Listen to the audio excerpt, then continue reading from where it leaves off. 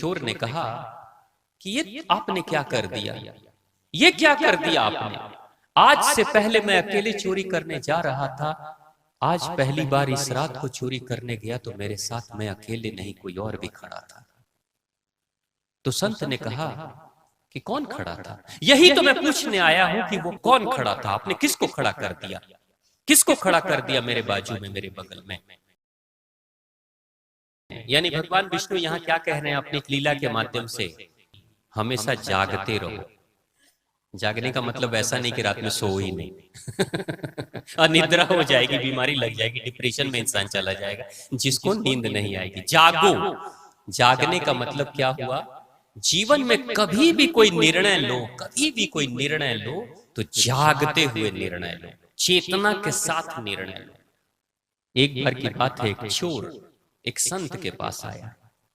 एक चोर एक संत के पास आया और बहुत बड़ा चोर था, वो बहुत बड़ा चोर था। तो चोर कहता है संत से, गुरुजी मैं बहुत संतों के पास गया, मैं चोरी छोड़ना चाहता हूं, लेकिन आज तक किसी ने मेरी चोरी छुड़वाई नहीं, आज तक मेरी किसी ने चोरी छुड़वाई नहीं। आप बताओ कि मैं चोरी कैसे छोड़ूं। देखो कैसी बात कर रहा है वो कहता है संत से कि आप बताओ कि मैं चोरी कैसे छोड़ूं। तो संत ने कहा कि क्या मैं कहूंगा तो छोड़ दोगे। तो कहता है आज तक तो जिसने कहा मैंने छोड़ा नहीं, अब कोई गारंटी नहीं कि मैं छोड़ दूंगा यानी कह रहा है कि मैं गलत कर रहा हूं, लेकिन वो ये भी कह रहा है कि मैं सुधरने के लिए तैयार भी नहीं हूं।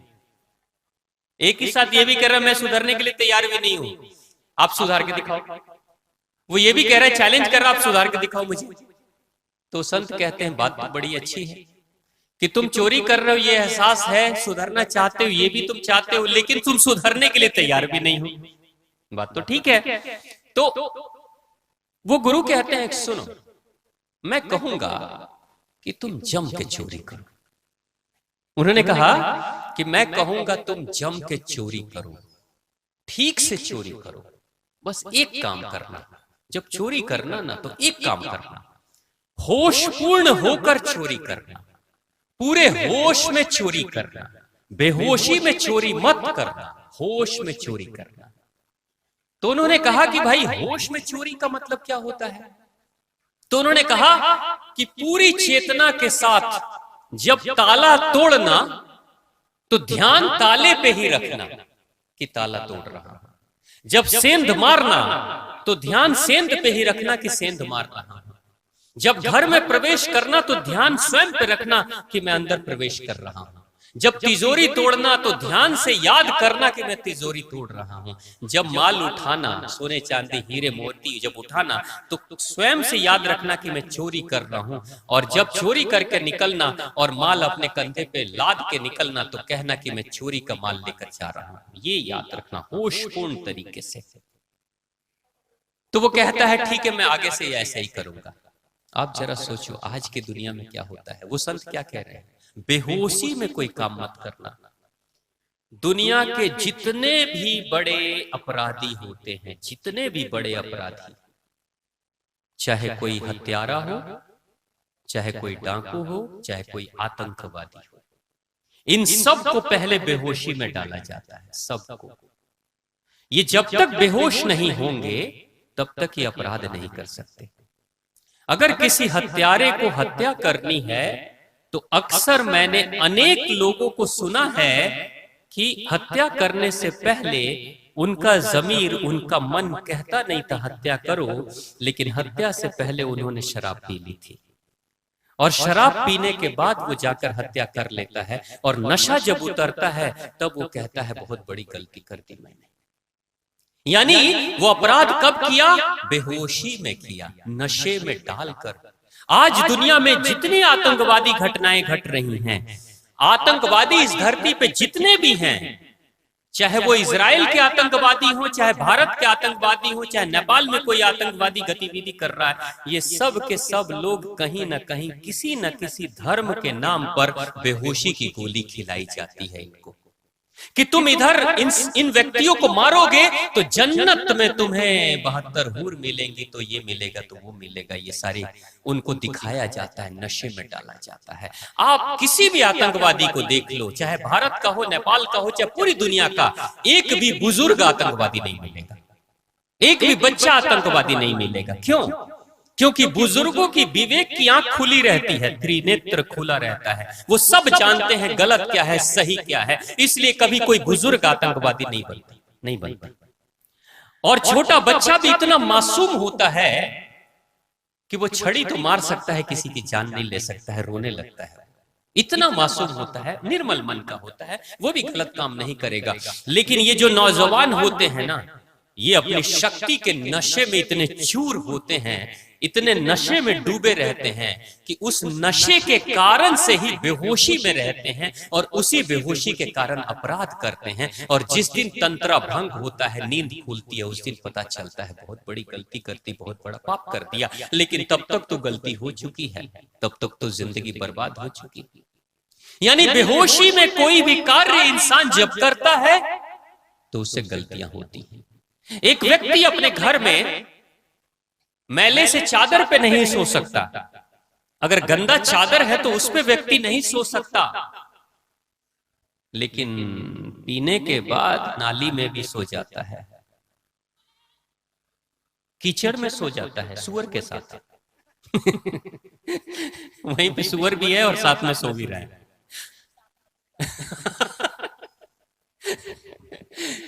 उस समय नाली में गंदगी नहीं दिखाई दे रही, लेकिन घर की माता जी ने जो चादर बिछा रखा है, अगर वो मैला है तो वो नाराज हो जाएगा। उस वक्त अगर उस व्यक्ति को घर में जैसे कोई खाने वाली चीज जमीन पे गिर जाए और माता जी कह दे उठा के खा लो, तो अरे ये गंदा है मैं खाऊंगा, और वो नाली का पानी उस समय पी रहा है, और नाली के पानी के साथ वो क्या मेवे मिष्ठान जा रहे होंगे मुंह में, वो भी सब जाते स्वाद लेता है। यानी बेहोशी में इंसान कुछ भी कर सकता है। तो संत ने जब कहा उस चोर को कि अगली बार चोरी करना तो होश में चोरी करना, तो होश में जब चोरी करने गया वो, तो पहले दिन तो गया और बाहर, घर के बाहर खड़ा था और होशपूर्ण था, एकदम जागृत अवस्था में, दारू पीकर शराब पीकर नहीं गया था, ठीक है, होश में गया था। और कहता है अब इस घर में प्रवेश करूंगा, अब इस घर में जाऊंगा, लेकिन तब तक अंदर से आवाज आई चोरी करने जा रहा हूं। अंदर से फिर दूसरी आवाज आई मैं चोर हूं। अंदर से तीसरी आवाज आई इस मोहल्ले में कोई चोर नहीं, अकेला मैं ही चोर हूं। अंदर की आत्मा कह रही है तुम चोर हो, तुम चोर हो, तुम चोर हो। अंदर से वो आत्मा, कोई आत्मा नहीं चाहती कि मुझे कोई कहे मैं चोर हूं। बड़ी मुश्किल से अपनी आत्मा को दबाकर, शांत करके, और तब जाकर वो घर में प्रवेश करता है।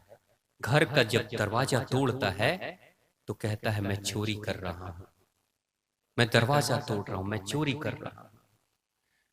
जब वो घर के अंदर चला जाता है, जब अलमारी तोड़ता है तो कहता है अब अलमारी को तोड़कर सामान चुराऊंगा। जब सामने नोट रहते हैं और सोने चांदी रहते हैं तो कहता है, अंदर से आवाज आती है, आत्मा की आवाज। प्रत्येक व्यक्ति को आत्मा की आवाज अंदर से सुनाई देती है, सबको सुनाई देती है। आप लोग को भी हमेशा सुनाई देती होगी। आत्मा कहती है ये काम मत करो, तब तक मन कहता है छोड़ो ना, सब कर रहे हैं तो हम भी कर लेंगे। सबको आवाज आती है। कितना भी बुरा इंसान हो इस दुनिया का, कितना भी बुरा इंसान हो, सबके अंदर एक आवाज पहले आती है, धीमी सी आवाज, मत करो ये गलत है, मत करो ये गलत है। लेकिन उस आवाज को मन की आवाज दबा देती है। मन की आवाज जब दबाती है तो इंसान आत्मा का गला घोट देता है और मन के अनुसार से कहता है फायदा है कर लो। तो जब ताला तोड़ा अलमारी का और सामने नोट और हीरे जवाहरात दिखाई दिए तो कहता है मैं अब इनको चुराऊंगा। तब तक अंदर से आत्मा की आवाज आई, किसी की मेहनत को तुम चुरा रहे हो, किसी की मेहनत को तुम चुरा रहे हो। दूसरी आवाज अंदर से आती है, क्या तुमने कभी मेहनत करके एक भी हीरे कमाए हैं, सोना कमाया है, चांदी कमाया है? तो अंदर से तीसरी आवाज आती है, चौथी आवाज आती है, नहीं मैं मेहनत करके कभी सोना नहीं कमा पाया, चांदी नहीं कमा पाया, हीरा नहीं कमा पाया। तो चौथी आवाज आती है, इसने कितनी मेहनत की है कि आज सोने चांदी का अंबार लगा है इसके अलमारी में, यानी तुम इससे छोटे हो। आत्मा की आवाज अंदर से उठ रही है, तुम इससे छोटे हो। इसलिए तो वो सीना ठोक कर दिन के उजाले में मेहनत करता है और कमाता है, तुम रात के अंधेरे में चोरी करने आए हो, तुम छोटे हो, तुम दिन के उजाले को सह नहीं सकते। अंदर से आत्मा की आवाज उठती है, तुम दिन के उजाले को सह नहीं सकते। वो दिन के उजाले में दिन दहाड़े काम करता है और शानो शौकत से रहता है, और तुम देखो चोरों की तरह, जब दुनिया जागती है तो तुम घर में छिपकर सोए रहते हो, जब दुनिया सोती है तो तुम जग जाते हो चोरी करने के लिए। अंदर से बार बार आत्मा की आवाज जब निकलने लगी तो चोर कहता है, ये मैं क्या कर रहा हूं। चोर कहता है, ये मैं क्या कर रहा हूं। कैसे भी करके अपनी आत्मा की आवाज का गला घोट करके सामान उठाया, पोटली में बांधा, घर से बाहर निकला और अपने घर पहुंच गया। घर पे पहुंच तो गया, लेकिन पहली बार वो चोर उस दिन अपने माल को गिनता नहीं है। कितना सोना कमाया, कितना चांदी कमाया, कितने नोट कमाए, वो पहले जब चोरी के माल को ले जाता था तो गिनता था और कहता था, इतना कमा लिया हूं कि आराम से 1 महीने बैठ के 2 महीने बैठ के खा लूंगा।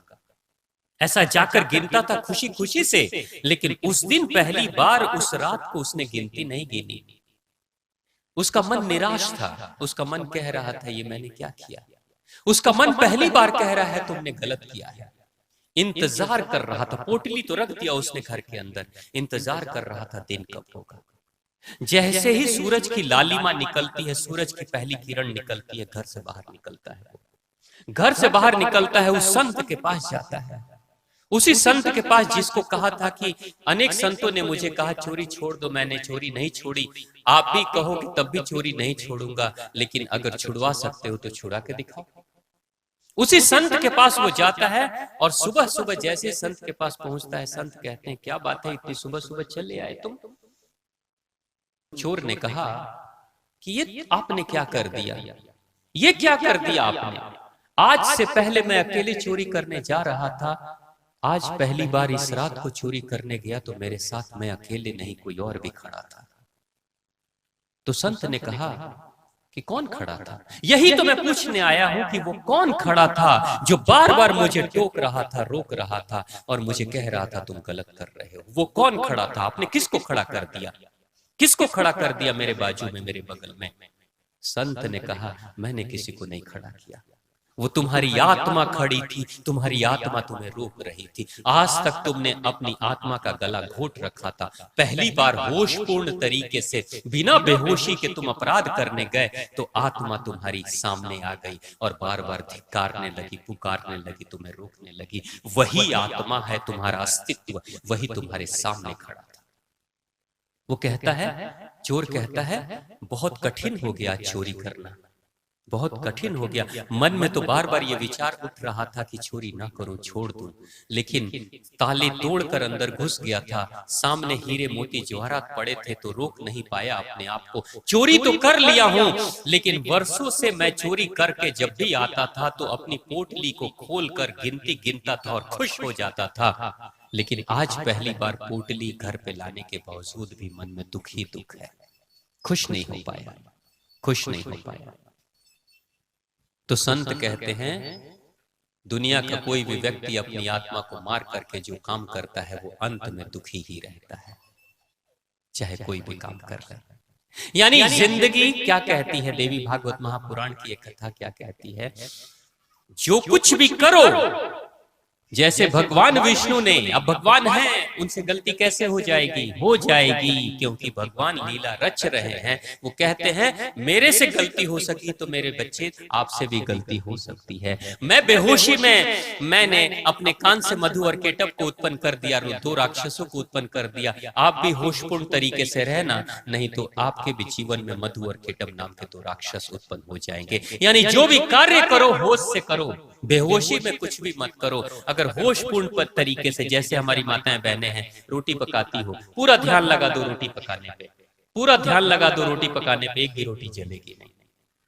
पूरा ध्यान लगा दो दाल पकाने में, दाल में नमक कभी ज्यादा नहीं होगा। पूरा ध्यान लगा दो सब्जी पकाने में, ठीक से पकाने में, तो उस दिन की सब्जी सबसे स्वादिष्ट बनेगी। होता है कि नहीं? मोबाइल में ध्यान चला जाता है। आप जरा देखो, आप रोज खाना बनाते हो, रोज खाना बनाते हो, दाल चावल रोटी सब्जी सब कुछ रोज बनाते हो। वो खाना कैसा होता होगा आप सबको पता है। लेकिन जिस दिन आपके घर में सत्यनारायण भगवान का पूजा है, उस दिन खाना आप ही बनाते हो, प्रसाद आप ही बनाते हो। सत्यनारायण भगवान के पूजा के दिन का जो भोजन प्रसाद बना है वो स्वादिष्ट होता है आम दिनों की तुलना में, या नहीं होता है? होता है। क्यों होता है? इसलिए होता है कि रोटी सब्जी दाल चावल प्रसाद बना रहे हो, लेकिन उस दिन बाकी दिन बना रहे हो घर वालों के लिए, अपने लिए, पति के लिए, बच्चों के लिए, सास के लिए, बहू के लिए बना रहे हो, लेकिन उस दिन भगवान के लिए बना रहे हो। वो ध्यान भगवान पे जुड़ा है तो वो भोजन नहीं प्रसाद होगा, वो भोजन नहीं प्रसाद होगा।